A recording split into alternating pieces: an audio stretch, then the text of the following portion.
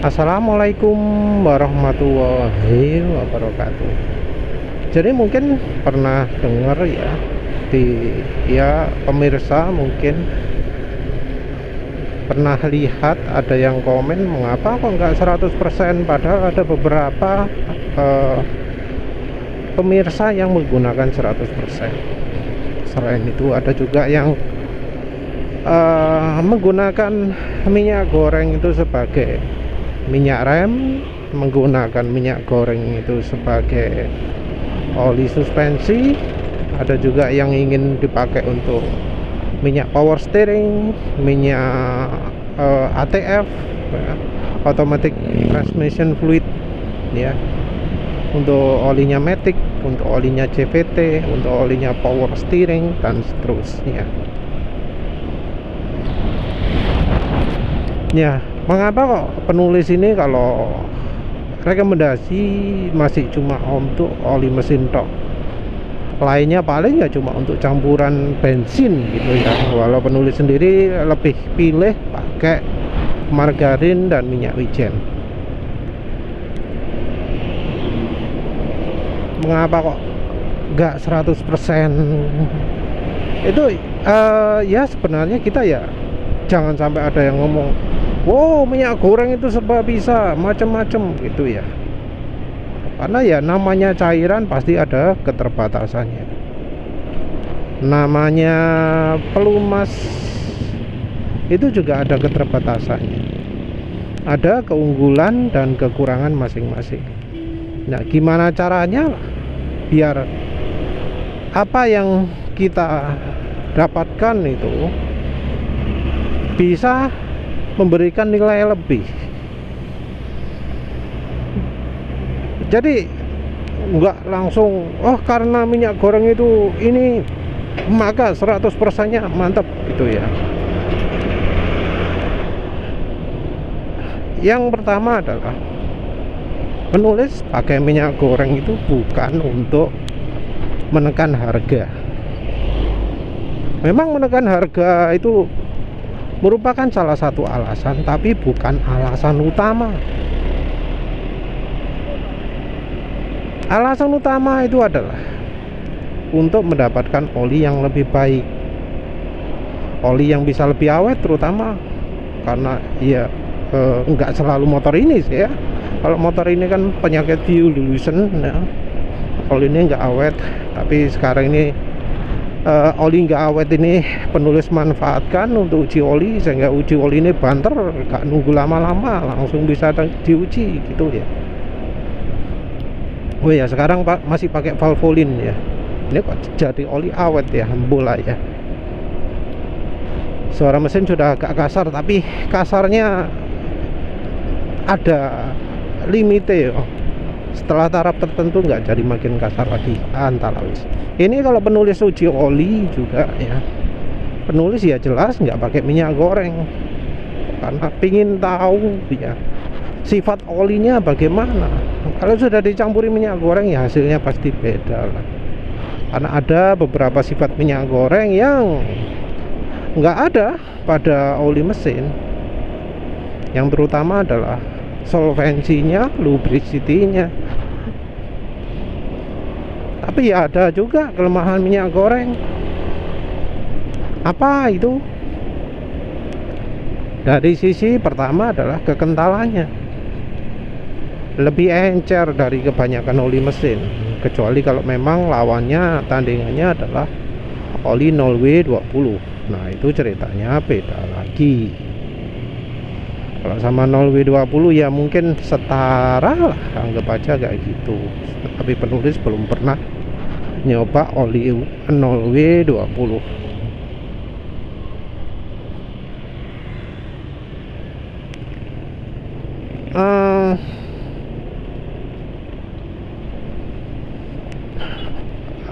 Aduh maaf, nggak konsen.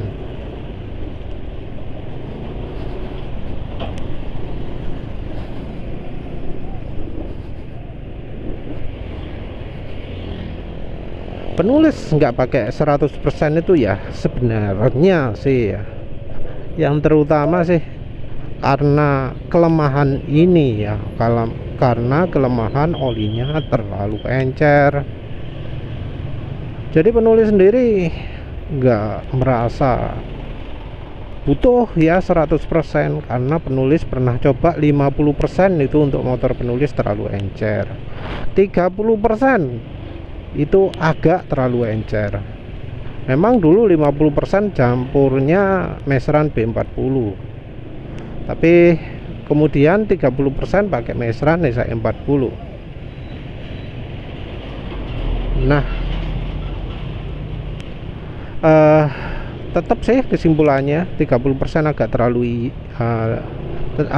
encer, karena ya motor penulis nggak sempurna ya, entah suara klepnya atau apa gitu ya, penulis jadi dengar suara klitik gitu ya.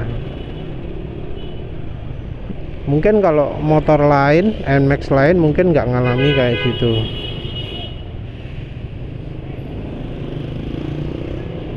Kenapa berhenti ya?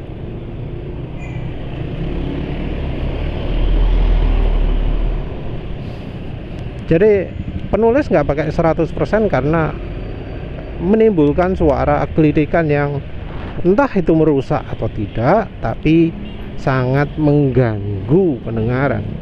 Jadi bukan karena penulis merasa jadi makin aus atau apa, tapi kering, risih dengernya, risih di telinga. Jadi makanya penulis pilih gak pakai 50% lah, yang 30% pun tidak ya. Kalau mungkin suara cik itu sebenarnya bisa aja bukan tanda kerusakan, tapi karena memang salah setelan gitu ya. Tapi ya wes lah, penulis putuskan enggak, agak risih dengarnya ya, dan penulis nggak pingin suara trik tersebut jadi makin parah. Ya wes, enggak. Kalau misalnya ada yang 100% terus suara mesin betul-betul halus ya silahkan disyukuri lah. Selama nggak ada suara aneh-aneh ya silahkan lah, karena ya nggak semua orang sama, kebutuhan orang beda-beda. Jadi kalau ada yang bisa ya wis, kalau enggak ya wis. Makanya penulis nggak memaksakan pakai 100% ya. Beli minyak rem ya, merek Honda, harga 10.000, dapat minyak rem Honda dot 4.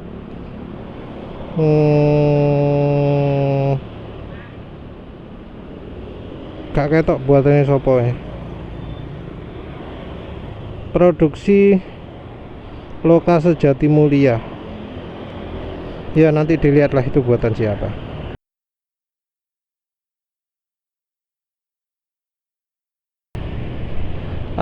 Maaf, penulis tadi sudah lupa sampai mana tadi karena beli minyak rem dulu. Minyak rem untuk mau uji itu ya, uji kompatibilitas terhadap seal. Penulis juga rencana mau beli merek Jumbo.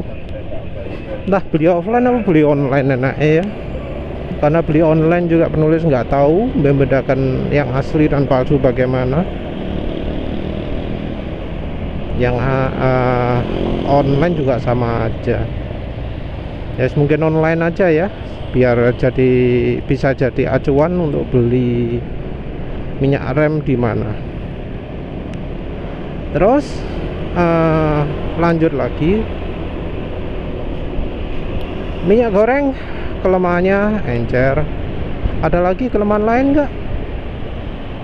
Kalau bisa dibilang kelemahan itu ya mungkin ya boleh juga terhadap seal, tapi masalahnya seal untuk mesin itu beda dari seal untuk rem ya. Jadi kita nggak bisa pakai hasil uji minyak rem untuk yang di mesin.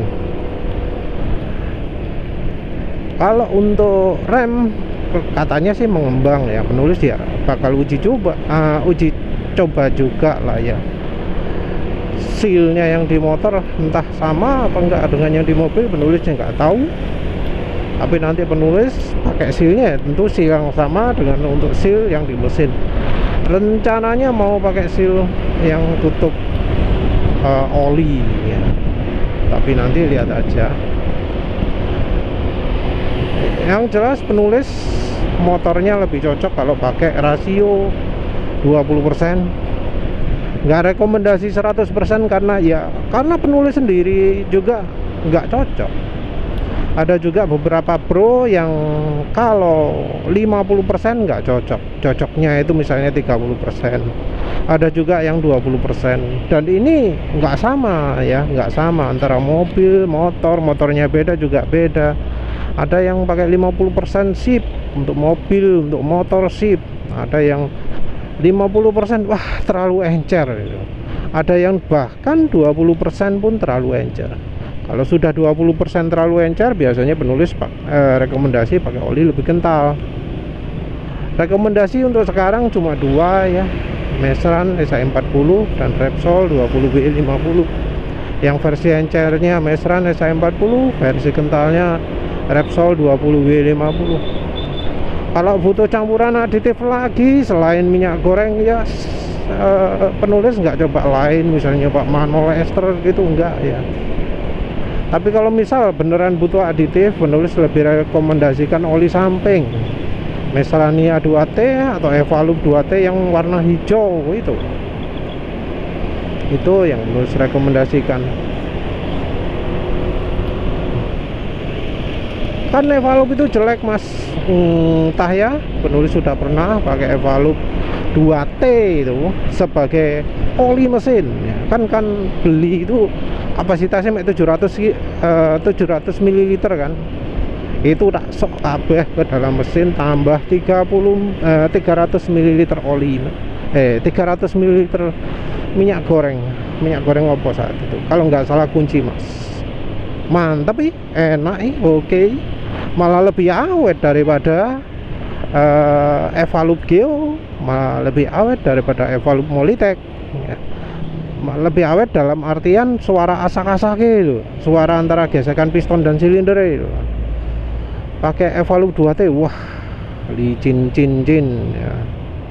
Penulis sekarang udah beli gasoli G1000, tapi kok penulis ragu-ragu ya, itu mau dipakai oli mesin enak gak ya, takutnya nanti pas jadi banyak kotoran di ruang bakar gitu. Wes, balik lagi ke topik, nggak rekomendasi 100% karena ya banyak juga yang pengalaman seperti penulis pakai 50% pun terlalu encer, ada yang 30% terlalu encer, ada 20% terlalu encer, ada yang seperti itu. Jadi ya nggak akan rekomendasikan karena memang gak makso harus pakai minyak goreng semua itu ya. Kita ambil positifnya aja, dikurangi negatifnya. Belum lagi ada yang di daerah dingin misalnya ya, kalau misalnya pakai minyak goreng Sabrina gitu jadi nggak sip, terlalu dingin malah tenaga nggak keluar ya, pakai bimoli. Kalau masih masalah juga pakai yang KCO gitu ya, cari yang titik didihnya lebih rendah. Kalau KCO harganya sudah sama kayak harganya oli, 43.000 per liter, itu gratis ongkos kirim kalau pas lagi promo ya. Silahkan aja dicoba, barangkali dapat gratis ongkos kirim. Terus untuk pemakaian yang lain, untuk pemakaian minyak rem ya, itu malah ada beberapa testimoni positif. Ada yang ngomong saya sudah 100% minyak goreng. Yang lebih lama ngomong oh ada resiko berkarat mas, tapi itu mungkin untuk yang sudah lama kendaraannya, karena harusnya kalau minyak goreng itu tidak menimbulkan karat. Karatnya itu bisa jadi karena bawaan dari kulan yang lama, karena minyak goreng itu kan minyak, nggak higroskopi ya, higroskopis tapi nggak parah. Beda dengan kulan beda dengan minyak rem itu malah menyerap air. Jadi kalau sampai karatan itu mungkin karena air sisa dari minyak rem lama nggak ikut keluar. Caranya gimana? Ya caranya harus lebih bersih lagi ketika ketika melakukan purgingnya. Jadi jangan cuma sekali purging tok. Jadi sekali ngeflash minyak remnya itu butuh yang lebih banyak, butuh yang beberapa kali gitu, untuk meyakinkan sisa-sisa air dari minyak rem lama itu sudah keluar dari mesin. Jadi ya mestinya seperti itulah. Walau ada juga keluhan lainnya. Anehnya ya, keluhan yang banyak justru malah karat ya, malah berkarat ya. Agak aneh ya kalau karat. Kalau yang lain soal seal itu kayaknya tergantung dari kendaraannya ya. Kalau untuk sepeda motor kayaknya enggak.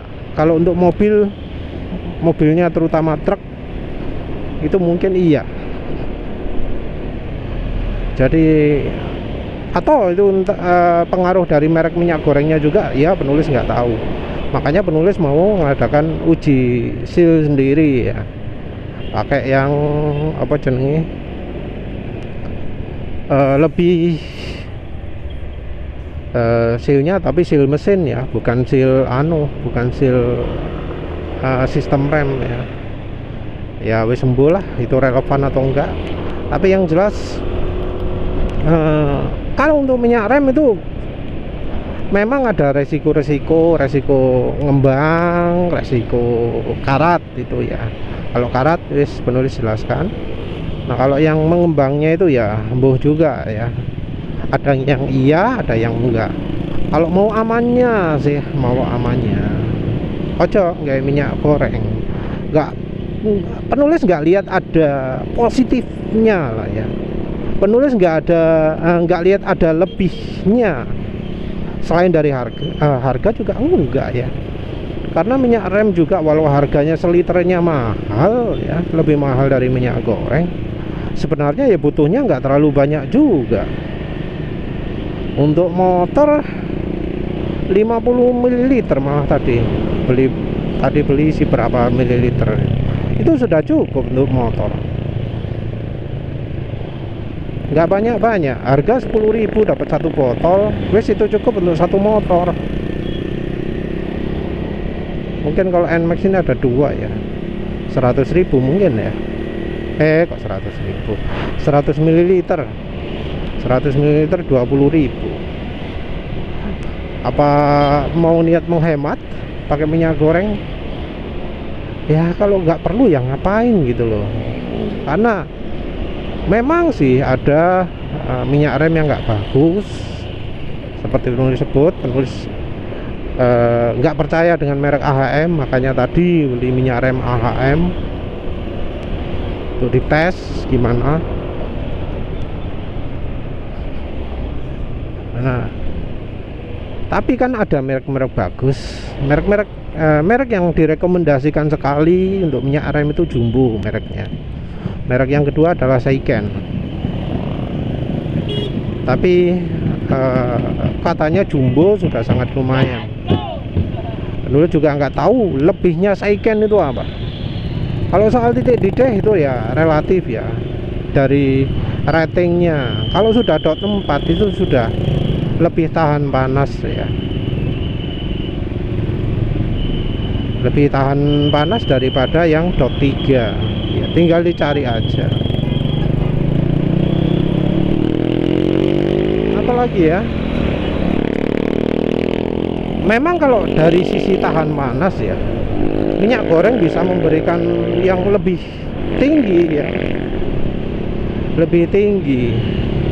Jadi titik didihnya minyak goreng itu jauh lebih tinggi daripada yang dot 4 atau dot 5.1 sekalipun.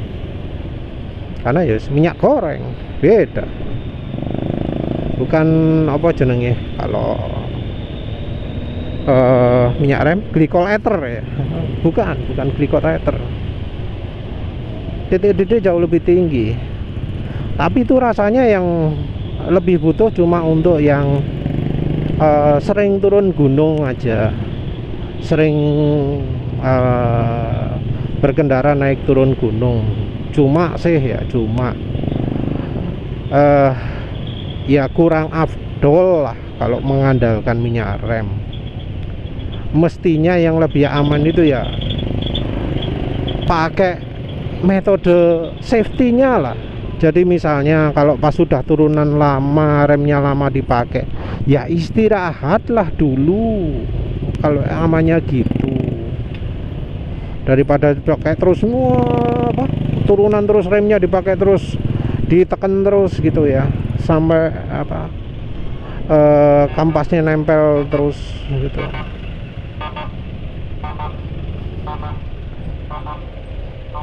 Kalau alternatif lain ya kampas remnya ganti. Misal kampas remnya itu nggak licin, jadi ketika tuas rem nggak ditekan itu tetap menggigit. Nah itu harus diganti itu, karena itu jelas cirinya nggak aman. Penulis pakai Federal licin ya, nggak terlalu menghambat.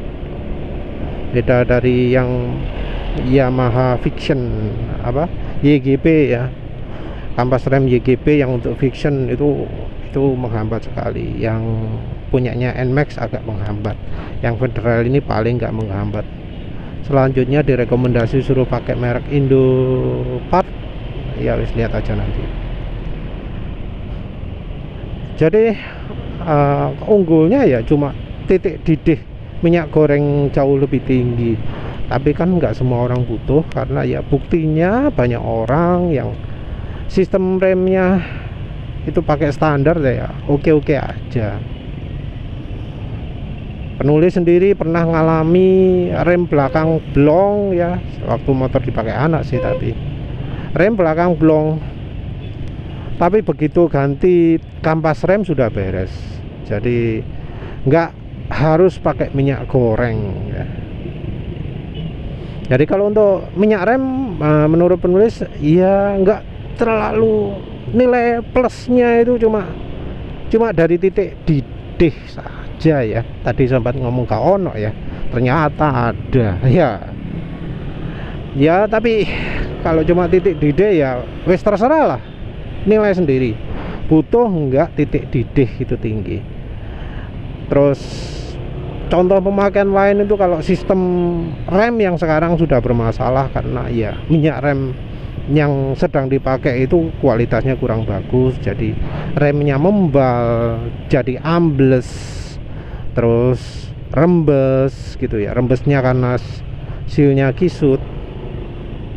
Kalau pakai minyak goreng itu bisa jadi ngembang lagi, jadi lentur lagi, sehingga jadi luas, jadi berfungsi normal lagi.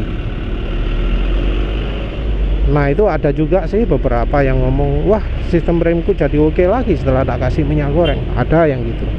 Tapi ya menurut penulis, coba dulu lah pakai merek rekomendasi, minyak rem rekomendasi, merek Jumbo, merek Saiken itu ya. Terus berikutnya kalau untuk suspensi, entah karetnya sama apa enggak ya sama rem.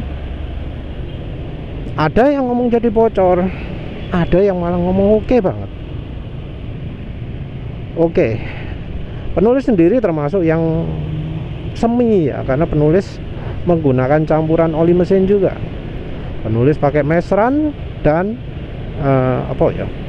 mungkin kunci emas ya, untuk memperbaiki rembesnya suspensi DBS 722. Jadi DBS 722 punya penulis itu rembes, bocor kemana-mana, cairannya keluar.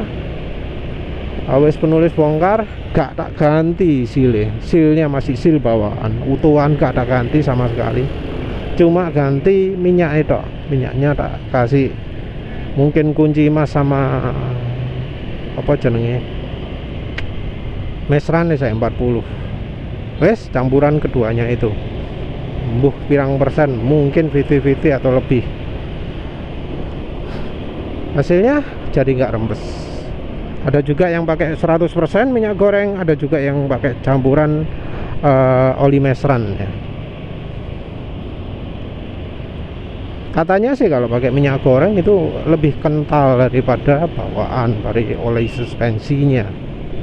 Kalau untuk pemakaian apa jenenge oli suspensi, kayaknya masih ada positifnya menggunakan minyak goreng, karena ya kalau sealnya belum rusak atau kalau sealnya itu rembes karena kisut, begitu pakai minyak goreng jadi balik normal lagi, jadi nggak rembes lagi. Karena kan kebanyakan kalau suspensi itu kalau sudah rusak ganti seal kan. Nah ini tanpa seal bisa jadi nggak rembes lagi, kan nilai plus ya. Tapi entah kalau untuk jangka panjang gimana. Yang jelas kalau oli shock sendiri itu banyak yang nggak sip.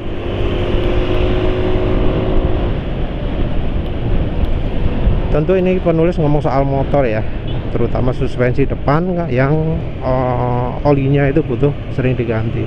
Penulis sendiri pengalaman pakai Next 2 ganti oli suspensi, aduh umurnya betapa sangat pendeknya amat sekali, masih kurang dari 500 km kayaknya sudah rusak. Merek Global Petro Amerika jelek. Ya jadi masih banyak peluang lah. Kalau untuk oli power steering ya kayaknya ceritanya mungkin mirip-mirip minyak rem. Juga untuk oli transmisi otomatis atau transmisi CVT, penulis nggak begitu rekomendasi karena ya apa ya, kita belum tahu gitu loh. Mungkin sudah ada yang pakai 100%, tapi masih belum tahu jangka panjangnya gimana. Jadi masih belum banyak percobaan. Yang jadi masalah lain adalah karena ATF itu bukan oli mineral, bukan PAU juga, nggak kompatibel dengan oli mesin. ATF itu cairannya beda, entah bahannya apa, tapi kalau nggak salah glikol juga ya, bukan glikol ether tapi entah apa ya, glikol mbul apa glikol juga pokoknya. Jadi ke minyak goreng nggak bisa nyampur. Jadi kalau misal pingin pakai oli transmisi itu ya harus 100%. Kompatibilitas terhadap seal ya nggak ngerti juga. Mungkin ya cocoknya kalau untuk seperti itu mungkin bisa menggunakan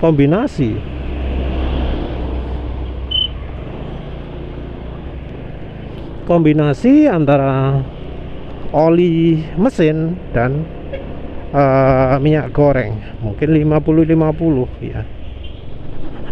Tapi perhatikan bahwa ATF itu fungsinya adalah hidrolik saja, tidak butuh melicinkan. Walau mungkin efek melicinkan juga bakal kerasa ya, tapi itu bukan fokus utama.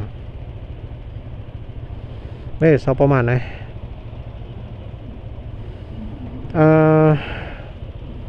Kayaknya itu aja ya.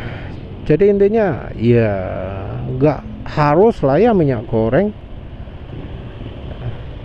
Yang perlu diperhatikan itu ya, apakah olinya yang yang dipakai itu sudah memang beneran baik.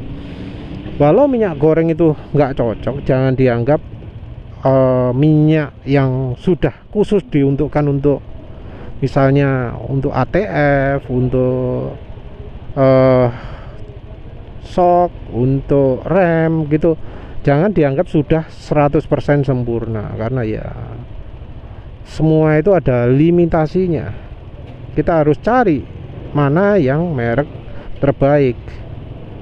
Jangan asal ngomong, oh kalau semua minyak rem pasti bagus, semua oli mesin pasti bagus, semua ATF pasti bagus. Ya enggak lah ya, itu semua ada ratingnya, ada rankingnya, ada yang jelek, ada yang buruk.